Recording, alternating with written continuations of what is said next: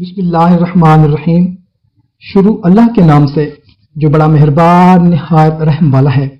السلام علیکم میرے محترم بھائیوں اور میری پردے میں رہ کر سننے والی بہنوں، میں امید کرتا ہوں کہ آپ تمام ہمارے بہن بھائی ٹھیک ٹھاک ہوں گے اور اچھی زندگی گزار رہے ہوں گے۔ دوستو، حج مبارک کا دن کس مسلمان کو پتہ نہیں کہ کتنا بابرکت، رحمت والا، شان والا دن ہوتا ہے۔ دوستو، یہ وہ دن ہے جس دن اللہ کی خاص رحمتیں اور برکتیں اس کے بندوں پر نازل ہوتی ہیں۔ دعا کرتے ہیں یا اللہ اس بابرکت دن ہم سب پر بھی اپنی رحمتیں برکتیں نازل فرما اور ہماری تمام پریشانیاں دور فرما، آمین۔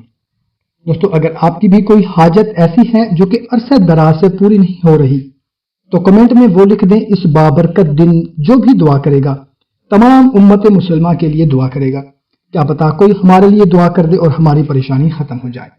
تو آج کی اس ویڈیو میں آپ کو میں قرآن پاک کی ایک ایسی آیت کے بارے میں بتانے لگا ہوں۔ انشاءاللہ تعالیٰ اس آیت کو جو انسان بھی دل کے ساتھ اور توجہ کے ساتھ زیادہ سے زیادہ پڑھتا ہے، اللہ رب العالمین اس کی دعا کو ضرور قبول فرما لیتا ہے۔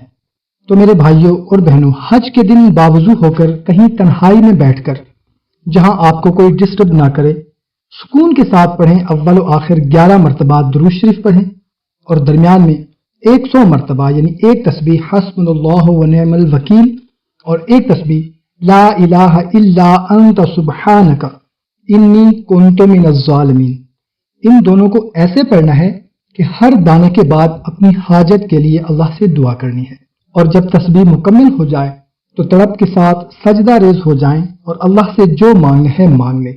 انشاءاللہ تعالیٰ آپ کی جو بھی حاجت ہوگی ضرور پوری ہوگی۔ دوستو، ویڈیو اچھی لگی ہو تو اپنے دوستوں اور رشتہ داروں کے ساتھ لازمی شیئر کریں۔ ہمیں بھی اجازت، ملتے ہیں ایک نئی ویڈیو میں، اپنا خیال رکھیے گا۔ اللہ حافظ۔